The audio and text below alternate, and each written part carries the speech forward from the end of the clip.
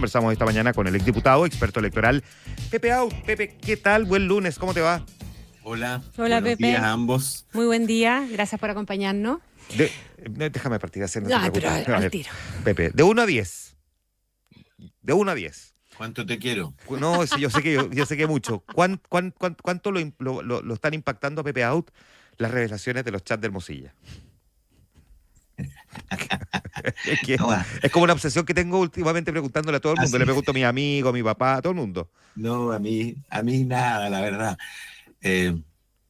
Lo que pienso va a terminar pasando, lo que pasó con las comidas de Salaquet. La gente va a decir, pero ¿por qué no estoy ahí? ¿Ah? Claro. Al final, claro. No importa lo que digan de ti, el tema es que no estás. Exacto.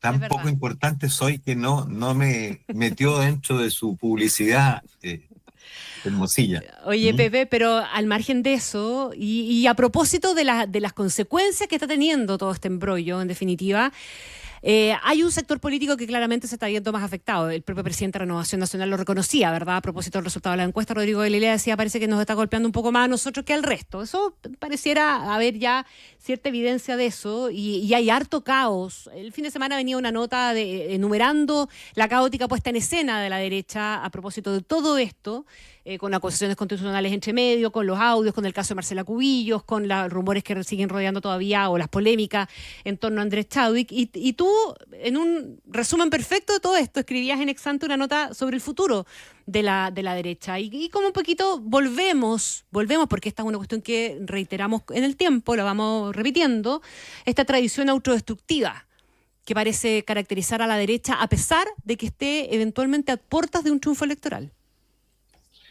Efectivamente, lo que pasa es que la derecha se ha visto a sí misma en su historia, en realidad, más como minoría de bloqueo de reformas que como una fuerza promotora de construcción de mayoría y de empujadora de reformas desde su punto de vista y de sus aspiraciones y principios, por supuesto.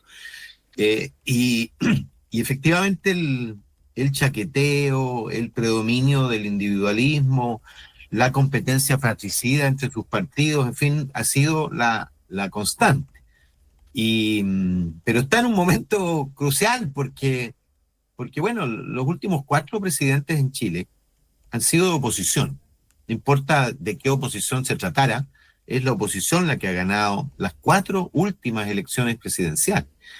Y además tiene el liderazgo más consolidado frente a la opinión pública, lejos respecto del resto. En consecuencia, tiene una oportunidad preciosa, pero parece estar trabajando como si tuviera miedo a gobernar. No tiene vocación de mayoría.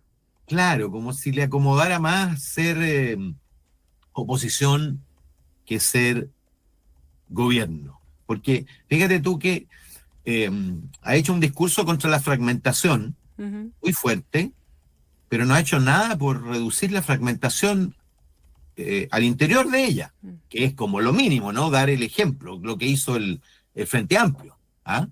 Una cosa es hablar contra la fragmentación y otra cosa es dejar que la fragmentación se te meta adentro, incluso a niveles insostenibles. Hoy día la derecha dejó pasar la oportunidad de ganarle al gobierno en las elecciones municipales. Derechamente, con su falta de coordinación, porque si hubiera tenido candidatos únicos en buena parte de las comunas del país y de las regiones del país, tendría muchísima mejor opción que la que tiene. Naturalmente va a avanzar respecto de la peor performance de su historia, la del 2021, pero le va a ser completamente insuficiente para ganarle al gobierno, a mi juicio. Y en el gallito con Republicano también va a salir para atrás. Claro, porque está dividida. Dime tú, ¿qué explica que tú tengas 3 partidos en el espacio ese político de la centro derecha? Y no un gran partido popular como en España, porque eso va a producir el efecto estético de que el primer partido de la oposición, y no solo de la oposición, sino del conjunto del sistema, porque la fragmentación del lado de la izquierda es consabida, va a ser el Partido Republicano. ¿Cómo están viendo tú el Partido Republicano? Te lo pregunto porque hay quienes consideran que en la encuesta vemos a un José Antonio Kast más bien disminuido y probablemente poco protagónico en las últimas discusiones en términos nacionales que hemos tenido. Efectivamente, el Partido Republicano no tiene una estrategia de corto plazo para gobernar. El Partido Republicano está en un camino largo, en Construyendo. la larga marcha, digamos, creciendo. Entonces, su objetivo es la hegemonía dentro de la derecha, más que la posibilidad de ponerse en la línea de gobernar. Y en ese camino le va a ir bien. Por supuesto, no tiene opción, a mi juicio, de entrar en la pelea gubernamental. De hecho, para el oficialismo, la única rendija que tiene, creo yo, es que José Antonio Kast le ganara en primera vuelta a Evelyn Matei y se pusiera en condiciones de repetir el escenario de la presidencial pasada y del plebiscito, por lo demás, que repitió del plebiscito de diciembre, que repitió exactamente el resultado 56-44 que había tenido la presidencial. Y Kast empieza a caer, de hecho, cuando decide imitar al oficialismo y convertir la propuesta de la convención en una propuesta de su programa político. Se echó en los hombros, convirtió en la práctica el plebiscito de diciembre en un plebiscito a su persona. Y ratificó su condición de incumbente en el fondo. En y lo perdió. Claro. Y lo perdió con la misma cifra que había perdido la segunda vuelta presidencial. Ahora, claro, Kast de baja, pero el Partido Republicano construyendo una estrategia va a ser un dolor de cabeza inevitablemente cuando comiencen las definiciones en el área presidencial para Chile Vamos. ¿Cómo ves tú, así como ves a Kast, cómo ves a Evelyn Matei? Bueno, Kast va a estar en la papeleta sin ninguna duda. Y yo no lo doy por muerto porque es cierto que viene cayendo desde el plebiscito, pero le va a volver el viento de cola con el resultado de las municipales y regionales, porque tiene tan baja la vara que va a ser el principal ganador. Sacó 3% de los votos en concejales, lo va a multiplicar por 5, por 6, no eligió alcaldes, va a elegir un puñado de alcaldes, no eligió gobernadores, va a elegir algún par de gobernadores, en fin, y por lo tanto va a aparecer en la noche en los programas televisivos como el principal ganador. Y eso obviamente le va a permitir recuperarse en algo y reiniciar su carrera presidencial. Evelyn Matei, el problema que tiene son sus partidos, sin duda, que se han constituido en una especie de mochila, en una especie de lastre. Y bueno, tiene dos alternativas, o ignorarlos o transformarlos. O arar con los bueyes que hay. O ignorarlos o transformarlos. No hay un punto intermedio, dices tú acá. Yo creo que no hay punto intermedio. Si no hace nada, francamente, puede terminar perdiendo. Ahora, perdona, y si los transforma ¿en qué sentido, digamos? Bueno, los transforma en una gran fuerza política de centro-derecha con vocación de mayoría, liberada de sus lastres históricos, y con un proyecto político que se haga cargo de los desafíos del presente y del futuro inmediato. ¿Cuánto está perjudicando, crees tú, a Evelyn Matei el caso Hermosilla? No creo que la toque, fíjate, sensiblemente, así como tampoco creo que tenga efecto en la elección municipal y regional. Nadie se cambia de campo porque hay un corrupto en el tuyo, porque para la mayoría de la gente la corrupción va de capitán a paje, digamos, es completamente transversal. El otro día veía una encuesta, el 45% piensa que todos están perjudicados.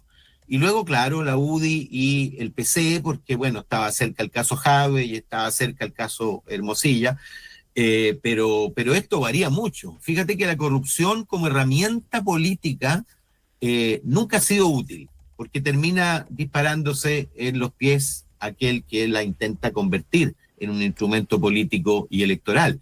Si no, pregúntale al exministro del Interior, Rodrigo Peñailillo, digamos. Claro, bueno, por supuesto, pero el efecto principal al final es el deterioro de la legitimidad del conjunto del sistema. Tal cual. Y eso parecen ignorarlo a veces algunos políticos que tratan de convertir eso en el leitmotiv de su diseño, de sus apariciones, Es obvio que al final lo que hace es degradar el sistema, porque ya el monopolio del bien ya no lo tiene nadie. Y algunos andan por la vida como si lo tuvieran todavía, pero no lo tienen. Todos perdieron la virginidad hace mucho rato. El Frente Amplio al final fue el último en perderla, porque bueno, siempre que tú te subes en un pedestal para predicar, la caída es muy brutal. Es más fuerte el impacto. Pepe, avancemos a los pronósticos tuyos para la elección municipal, con todo este contexto que hemos estado describiendo, ¿verdad? Con los casos de corrupción metidos entre medio, con el desorden en el caso de la derecha, con las complejidades del oficialismo, de ser oficialismo, y de que la gente rechaza a estas alturas, ¿verdad? Vota en contra de, etcétera. Mira, lo más importante que eso es la fragmentación. En verdad, es la fragmentación lo que va a impedir que la oposición avance todo lo que podría haber avanzado. Fíjate que en las 4 últimas elecciones municipales, de alcaldes particularmente, la oposición avanza y los gobiernos retroceden, cualquiera sea el signo de los gobiernos. Y es natural que así sea, porque cuando les tocó ser oposición avanzaron, luego tienen mucho que defender, pierden parte de lo que defienden y avanza la oposición. Pero claramente no le va a ser suficiente a la oposición para ganarle al gobierno, porque lo enfrenta en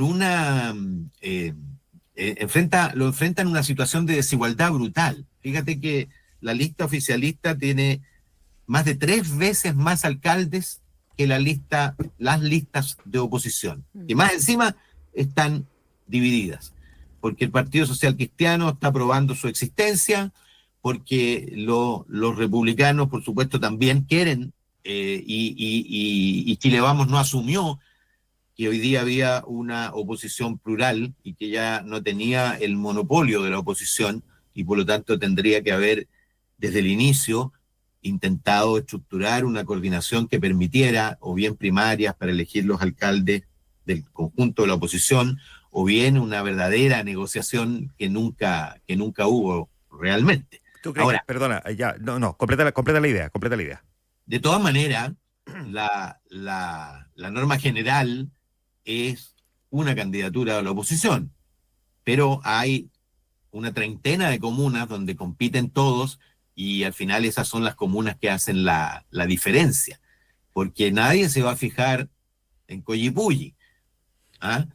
De hecho, nadie sabe, o digamos, salvo los collipuyenses, naturalmente, de qué color es el alcalde de Collipulli, pero todos saben en las comunas relevantes quiénes son los candidatos y cuántos candidatos hay de oposición y cuántos hay de gobierno. ¿En qué te vas a fijar tú, Pepe Auto?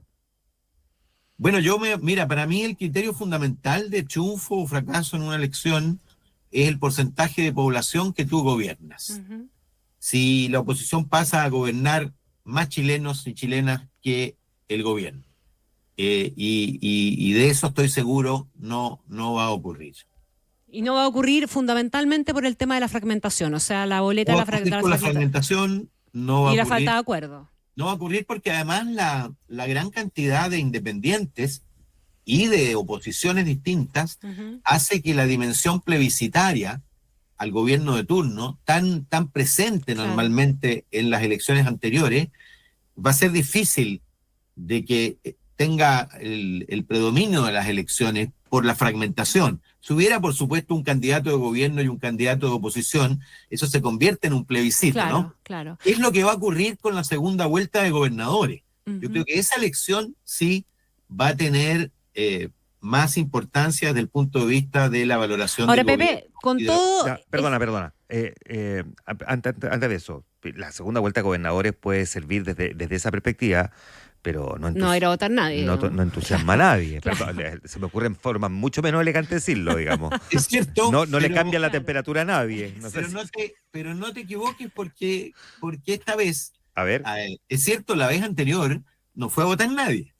En realidad algunos sacaron menos votos en la segunda vuelta que lo que habían sacado en la primera. Pero ahora estamos frente al voto obligatorio. Ajá. Y te aseguro que... Que te obligue no significa que te entusiasme.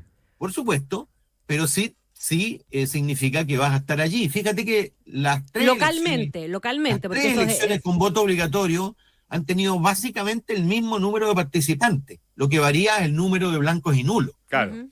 Hubo muchísimos más blancos y nulos cuando se trató de la elección de consejeros constitucionales que cuando se trató de los dos plebiscitos, sin duda, pero en los dos fueron a votar 12,8 a 13 millones de personas. Pepe, tú estás vaticinando que puede haber acá lo que alguien pudiese interpretar como un batacazo electoral por parte del oficialismo, ¿verdad? Le va a ir mejor al oficialismo de lo que le ha ido en elecciones municipales pasadas, en la lógica de que se vote de oposición.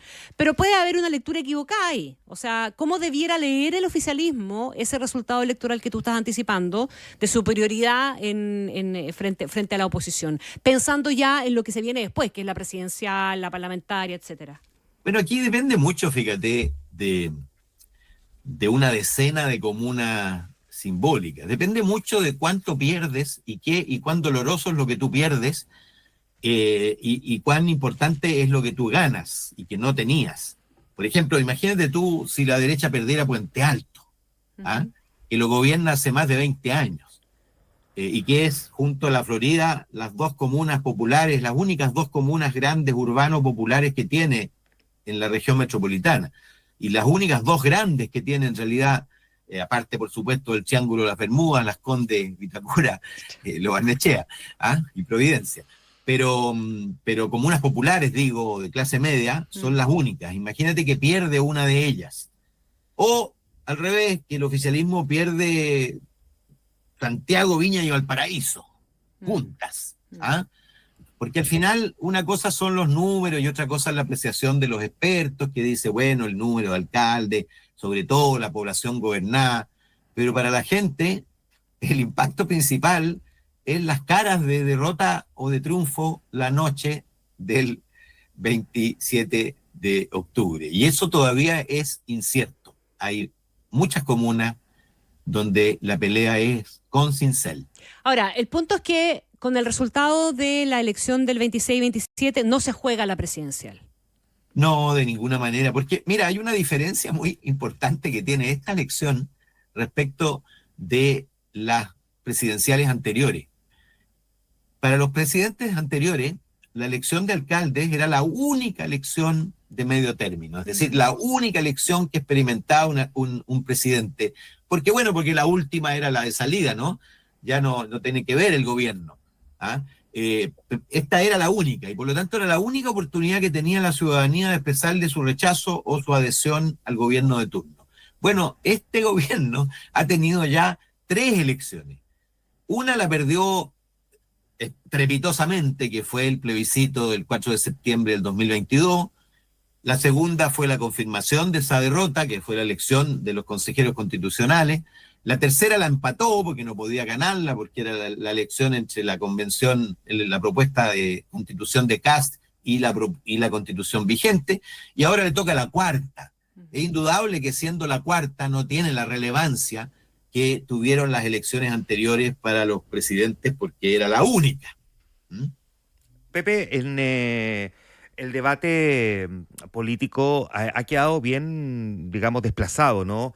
La discusión que en algún momento pareció empezar a cobrar fuerza, incluso encabezándola o tratando el gobierno de tomar las riendas, ¿no? Sobre una necesaria reforma a nuestro sistema político. Con el debate sobre la cantidad de partidos que tenemos. Hoy día el Diario Mercurio trae un artículo bien interesante al respecto. Vemos la baja valoración que tienen los partidos políticos según la última encuesta CADEM. Déjame preguntarte en lo práctico. ¿Tú crees que de aquí al término de este gobierno vamos a ver algún proyecto en el mediano plazo para hacer una reforma al sistema político? Bueno, yo la esperaría, porque hay una medida tan simple, tan dolorosa también para los partidos, pero que hemos topado fondo, y en consecuencia cuando uno topa fondo lo que tiene que hacer es emerger a la superficie y se hace posible, que es la prohibición de los pactos electorales parlamentarios.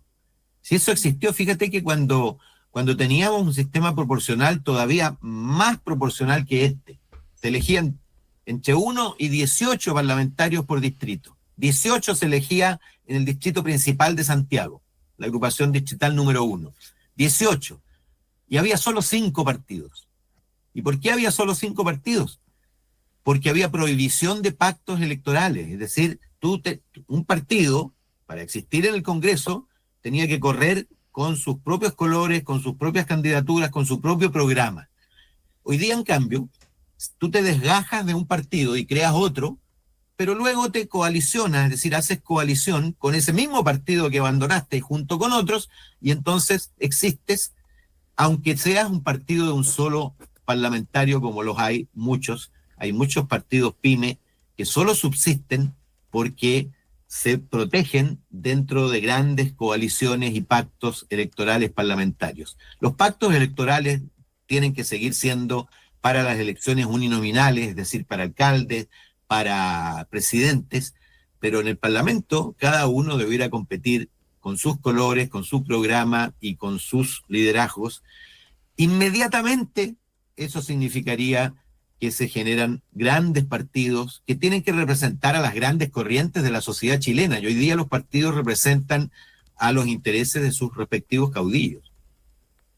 Pero el problema es ese, Juan Manuel Coni, que hay demasiado caudillo que prefiere ser cabeza de ratón en lugar de cola de león. Ya, vuelvo entonces a la pregunta. ¿Crees, más allá de lo que tú esperas, que se logre consensuar una reforma del sistema político durante este gobierno?